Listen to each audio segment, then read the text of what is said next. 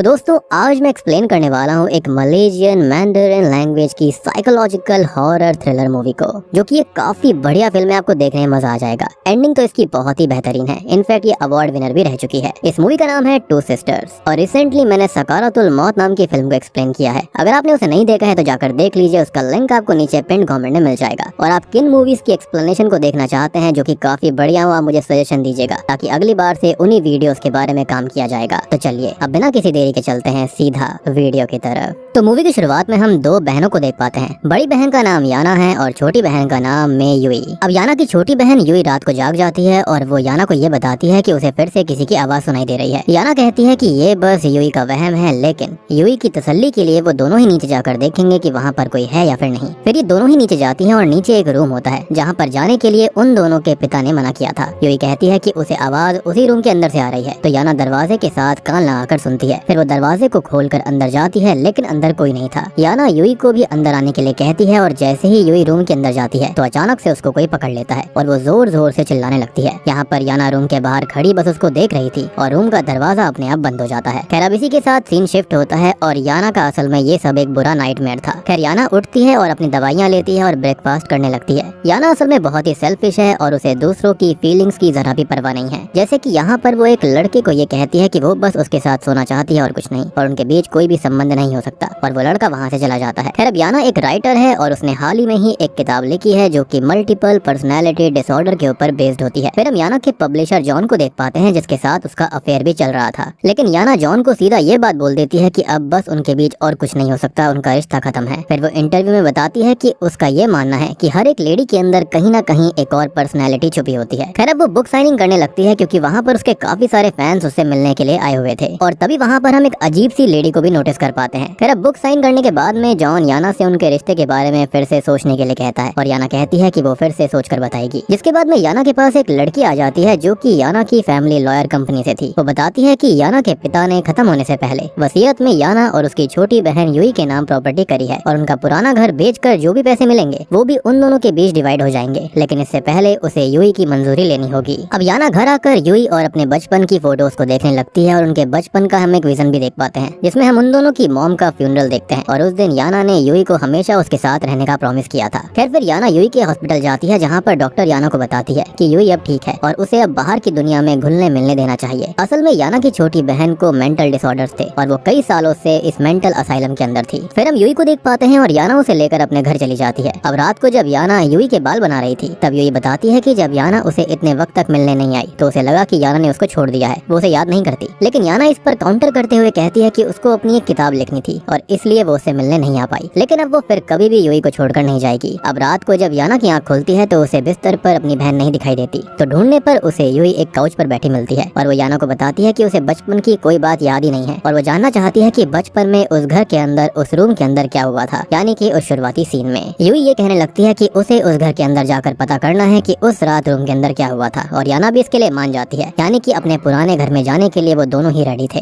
अब अगले ही दिन याना युई को लेकर पुराने घर जाती है और युई का ये कहना था कि वहाँ पर कुछ भी नहीं बदला। खैर जब वो दोनों ही पुराने घर पर आ जाती हैं तो वहाँ पर उनका इंतजार उनकी लॉयर कर रही थी और उन्हें उनका घर दिखाती है। सारे के सारे सामान को सिक्योर रखने के लिए उसके ऊपर सफेद चादर रखी हुई थी और वहाँ पर वो वाला रूम भी था जिस पर पैडलॉक्स लगाए गए थे। जिसके बाद याना को लॉयर घर की चाबियाँ और उस घर के कागजात दे देती है और जाने से पहले पूछती है कि उस रूम के दरवाजे पर पैडलॉक्स क्यों हैं। तो याना कहती है कि उसे भी नहीं पता, जब वो आखिरी बार यहाँ पर आई थी तब कोई लॉक नहीं था। मीनवाइल युई अपने बचपन की चीजें देख रही थी और याना भी उसके पास जाती है, लेकिन युई को उन चीजों के बारे में कुछ नहीं पता था। फिर वो दोनों ही बेडरूम में जाती हैं और वहाँ पर रखे हुए एक काउच से कपड़ा हटा हुआ था और जब वो क्लोजेट चेक करती हैं तो वहाँ पर उन्हें मरे हुए कॉकरोचेस दिखाई देते हैं। एनीवेज अब रात को याना को नींद नहीं आ रही थी तो फिर वो पियानो प्ले करने लगती है। पियानो की आवाज सुनकर युई भी नीचे आ जाती है। अब थोड़ी देर वो वहीं पर पियानो प्ले करते हैं और फिर वो दोनों सोने चले जाते हैं। अब सोने से पहले याना युई के बाल बनाती है और उसे उसकी दवाइयाँ भी देती है। सोने से पहले याना युई से पूछती है कि उसने उस दिन रूम के अंदर क्या देखा था, लेकिन युई कहती है कि उसे कुछ याद नहीं है और फिर वो सो जाती है। और यही तो कारण था कि युई यही सब जानने के लिए यहाँ पर आई थी। एनीवेज अब युई के सोने के बाद में याना अपनी किताब पूरी करने लगती है और उसे तभी जॉन की कॉल आती है और हम उस फॉरबिडन रूम की लाइट्स को ऑन होता हुआ देखते हैं और कोई अंदर चल भी रहा था। अब अचानक फिर से वो लाइट्स बंद भी हो जाती हैं और याना दरवाजे पर कान लगाकर सुनने की कोशिश करती है, लेकिन उसे कुछ भी सुनाई नहीं देता। उधर युई को भी नींद नहीं आ रही थी और वो नीचे आती है। उसे उस रूम के अंदर से फिर से आवाज आती है तो वो उस दरवाजे को खोलने की कोशिश करती है, लेकिन तभी कोई उसका हाथ पकड़ लेता है और युई जोर जोर से चिल्लाने लगती है। फिर याना वहाँ पर पर आकर यूई को शांत करती है क्योंकि वहाँ पर कोई भी नहीं होता। अब यूई याना को बताती है कि उसने वहाँ पर कुछ तो देखा था। तो याना कहती है कि वो कल किसी लॉकस्मिथ को बुलाकर उस दरवाजे को ओपन करवाएंगे। अब अगले दिन एक लॉकस्मिथ आकर उस रूम के पैडलॉक्स को तोड़ देता है और फिर हम देखते हैं कि वो रूम तो याना और यूई की माँ का था। फिर जब याना अपनी किताब पर काम कर रही होती है तब उसके पास डॉक्टर का कॉल आता है और याना उसे कल रात वाले हादसे के बारे में सब बताती है, लेकिन डॉक्टर उसे बस मेडिसिन टाइम पर देने के लिए कहती है और वो ये बोलती है कि वो थोड़े दिन में वहाँ पर खुद आएगी। फिर हम उस फॉरबिडन रूम के दरवाजे को अपने आप फिर से खुलता देखते हैं, यानी कि वहाँ पर कुछ तो पैरानॉर्मल एक्टिविटी जरूर घट रही थी। अब याना देखती है कि यूई चिकन चॉप कर रही थी। फिर वो दोनों ही डिनर करते हैं और याना यूई को अपनी किताब के बारे में बताती है और वो कहती है कि अगर यूई को वो किताब पढ़नी है तो वो अपने पब्लिशर जॉन से वो किताब मंगवा लेगी। अब वो दोनों डिनर कर रहे होते हैं कि तभी बाहर कोई आता है। अब याना बाहर जाकर चेक करती है तो बाहर उस कॉलोनी का सिक्योरिटी गार्ड आया हुआ था। वो कहता है कि अगर कोई भी काम हो तो वो उसे बता दें और वो अपना कार्ड देकर जाता है। फिर जब वो यूई की तरफ देखता है तो वो यूई के पीछे किसी को खड़ा हुआ नोटिस करता है और वो असल में यूई और याना की मदर का भूत था। फिर वो सिक्योरिटी गार्ड डर कर वहाँ से भाग जाता है और उनको कुछ भी बता नहीं पाता। फिर जब रात को याना अपनी किताब का काम कंप्लीट करके सोने जा रही थी तब उसे वहीं पर काउच पर यूई बैठी दिखाई देती है और वो उसके पास जाकर बैठ जाती है। याना यूई से बात करने की कोशिश करती है लेकिन वो ये कहती है कि याना उसे छोड़कर क्यों चली गई थी। तभी यूई ऊपर से याना को आवाज लगाती है और याना ये देखती है कि काउच पर कोई भी नहीं था और वो खुद से बात कर रही थी, लेकिन इस बारे में वो अपनी बहन को कुछ नहीं बताती और सोने चली जाती है। यानी कि इस घर के अंदर बहुत ही अजीबोगरीब घटनाएं घट रही थी। फिर अगले दिन जब याना नहा रही होती है तब उसे फिर से कुछ आवाज सुनाई देती है, लेकिन वो इस पर ज्यादा ध्यान नहीं देती। फिर वो तैयार होकर नीचे आती है और उसे नीचे टेबल पर लाल शूज दिखते हैं। अब वो अपनी बहन को बताती है कि ये जो जूते हैं वो उसके पिता यूई के लिए लेकर आए थे, लेकिन यूई को कुछ भी याद नहीं था। खैर तभी याना नोटिस करती है कि यूई की जो ड्रेस थी वो भी बाहर थी, तो वो उन शूज और उन कपड़ों को उस बक्से में रख देती है जहाँ से वो निकाले गए थे। फिर रात को जब याना सो रही होती है तब वो नोटिस करती है कि उसकी बहन वहाँ पर नहीं थी और वो नोटिस करती है कि उसकी बहन याना के ही फोन से किसी से बातें कर रही थी। फिर इसके बाद जब याना सोने जा रही होती है तब उसे एक रूम के अंदर फिर से कोई दिखता है जिसने ऊपर एक व्हाइट चादर डाली हुई थी, लेकिन हम नोटिस कर पाते हैं कि ये भी उसका एक वहम होता है। और फिर यूई भी वहाँ पर आ जाती है तो याना वापस से सोने चली जाती है। यहाँ पर चीजें काफी ज्यादा वियर्ड चल रही होती हैं। अब अगली सुबह जब याना उठती है तो उसे फिर से वही लाल शूज दिखते हैं। वो यूई पर गुस्सा करने लगती है और उससे पूछने लगती है कि वो ऐसा बार बार क्यों कर रही है, लेकिन यूई कहती है कि उसे कुछ नहीं पता, उसने कुछ भी नहीं किया। फिर सीन रात की तरफ शिफ्ट होता है और याना की आंख फिर से रात में खुलती है और पता नहीं क्यों वो उस फॉरबिडन रूम में जाती है,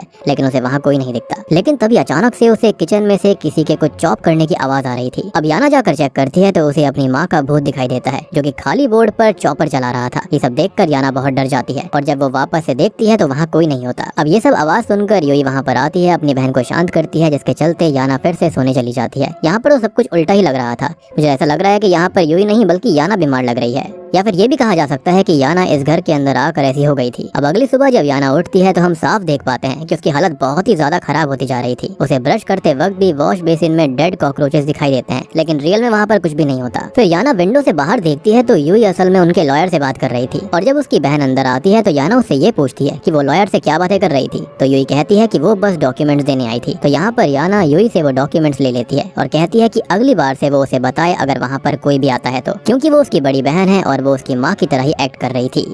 फिर याना डॉक्टर को कॉल करके सारी बातें बताती है कि उसकी छोटी बहन यूई रात को उसका मोबाइल और लैपटॉप इस्तेमाल कर रही थी और वो भी काफी अजीब बर्ताव कर रही थी। तो डॉक्टर ये कहती है कि वो कल ही वहाँ पर आएगी। फिर जब याना काम कर रही होती है तब यूई उसका फोन उठाने की कोशिश करती है, लेकिन याना उसे रोक देती है। फिर रात को याना को नींद नहीं आ रही होती तो वो दवाइयाँ खाने के लिए उठती है। यहाँ पर उसे डाइनिंग रूम में बचपन वाली यूई दिखाई देती है जो कि याना को उसके बर्थडे सेलिब्रेट करने के लिए बोल रही थी। और जैसे ही याना कैंडल को ब्लो करती है वैसे ही बचपन वाली उसकी छोटी बहन गायब हो जाती है। फिर याना को बचपन वाली यूई उसी फॉरबिडन रूम के अंदर दिखती है और वो उसके पीछे उस रूम में जाती है। अब जैसे ही याना उस रूम के अंदर जाती है उस रूम का दरवाजा अपने आप बंद हो जाता है जैसा कि शुरुआत में हुआ था। यहाँ पर याना को अपने पिता का भूत दिखता है जो कि उसके ऊपर हमला कर देता है। वो अब जोर जोर से चिल्लाने लगती है और तभी उसकी बहन यूई आकर उसको शांत करवाती है। यूई याना को मेडिसिन लेने के लिए कहती है, लेकिन वो यूई पर ही गुस्सा करती है और उससे पूछने लगती है कि उसने उस रात रूम में क्या देखा था, लेकिन यूई कहती है कि उसे कुछ भी याद नहीं है। तब याना मेडिसिन उठाकर फेंक देती है और वहाँ से चली जाती है। अब अगली सुबह याना बाथरूम में जाती है और सभी मेडिसिन को फ्लश कर देती है। खैर वहीं हम क्लोजेट में याना की मॉम के भूत को भी देखते हैं। याना अब क्लोजेट में देखने लगती है कि वहाँ पर है कौन, लेकिन वहाँ पर देखने पर कोई भी नहीं होता और यहाँ पर हमको बिल्कुल भी समझ में नहीं आ रहा था कि आखिर माजरा है क्या।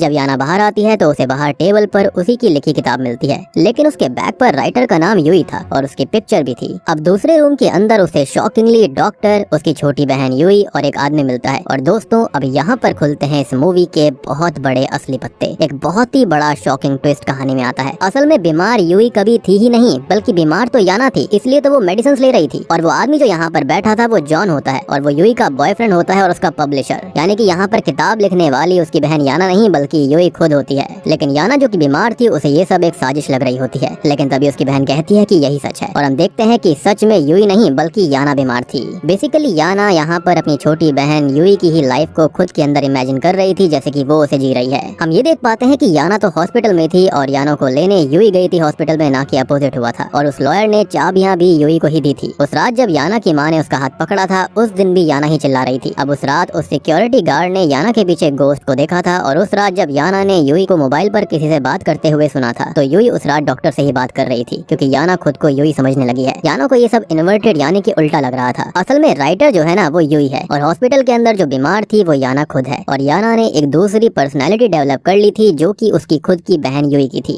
खैर अब सच जानकर याना खुद को एक रूम के अंदर बंद कर लेती है और वो अपने पिता के भूत को देखती है और नीचे वही लाल शूज पड़े हुए थे। फिर तभी हम एक फ्लैशबैक में आते हैं जहाँ पर हमें उन लाल जूतों की सच्चाई पता चलती है। वो लाल जूते हमेशा याना के पिता ही उसके लिए लेकर आया करते थे, लेकिन उसके पिता का एक बहुत ही डार्क सीक्रेट था। वो ये था कि वो याना को हमेशा मोलेस्ट किया करते थे अपनी खुद की बेटी को। और ये बात जानने के बाद में याना की माँ ने अपने पति को ये सब बंद करने के लिए कहा था, लेकिन उसके पिता नहीं मान रहे थे। याना के पिता उसके साथ उसी फॉरबिडन रूम में गलत काम कर रहे थे और एक रात याना की माँ ने उसी रूम में खुद को खत्म कर लिया था और ये चीज याना ने अपनी आंखों से देखी थी। याना के पिता ने इन सब के बारे में किसी को भी बताने से साफ मना कर दिया था, उसको डरा दिया था और तब से याना ने ये बात किसी को भी नहीं बताई। यहाँ पर याना की मॉम का जो गोस्ट है वो सच में है, जो कि याना को सब कुछ सच बताने को उसे बोल रही है ताकि सबको याना के पिता की असलियत के बारे में पता चल सके। और उनकी माँ को तब तक शांति नहीं मिलेगी जब तक वो सच नहीं बता देती, क्योंकि उसने याना के लिए ही खुद को खत्म किया था। अब जैसे ही याना को ये सच्चाई हिट होती है वो भी अपनी माँ की तरह ही खुद को खत्म करने की कोशिश करती है, लेकिन टाइम रहते यूई का बॉयफ्रेंड और किताब का पब्लिशर जॉन दरवाजे को तोड़कर अंदर आ जाता है और वो याना को बचा लेता है। अब डॉक्टर याना को फिर से हॉस्पिटल में एडमिट करती है और इस बार वो याना को ठीक करके ही भेजने वाली थी, लेकिन याना तब तक ठीक नहीं होगी जब तक वो सच नहीं बता देती, क्योंकि उसके दिमाग में वो चीज बैठ चुकी है। और वहाँ पर मूवी की स्टार्टिंग वाली अजीब लेडी भी मौजूद थी। वहाँ पर 2 डॉक्टर्स थे और एक डॉक्टर वो था जो कि याना के साथ मूवी के स्टार्टिंग में था। दूसरा डॉक्टर याना की इमेजिनेशन वाला डॉक्टर जॉन था, जो कि असल में यूई का बॉयफ्रेंड एक पब्लिशर है। और वहाँ पर वो नर्स भी होती है और वही रिपोर्टर भी जिसने याना का इंटरव्यू लिया था। यहाँ पर अब सब कुछ क्लियर हो जाता है कि जब तक यूई याना को वहाँ से लेकर नहीं आई थी तब तक याना खुद की बनाई एक जिंदगी जी रही थी अपनी ही खुद की बहन की, जिसके अंदर वो खुद को यूई की लाइफ के अंदर इमेजिन कर रही होती है कि वो सब कुछ ठीक है और यहाँ पर जो बीमार है वो कोई और नहीं बल्कि यूई थी, जबकि असल में बीमार थी याना खुद। इनफैक्ट हॉस्पिटल का स्टाफ और पेशेंट्स को याना ने यूई की लाइफ में जो लोग हैं उनसे चेंज कर दिया था। अब यहाँ पर हमको काफी सारे हिंट्स जो थे ना वो मूवी के अंदर ट्विस्ट आने से पहले ही बता दिए गए थे। जब बचपन वाली यूई बर्थडे सेलिब्रेट करने गई थी तब वहाँ पर याना का बर्थडे सेलिब्रेट वो करने आई थी, क्योंकि याना ने ही कैंडल ब्लो करी थी और जिसका बर्थडे होता है वही कैंडल्स को बुझाता है। और सबसे बड़ा हिंट तो वो होता है जब यूई की जगह पे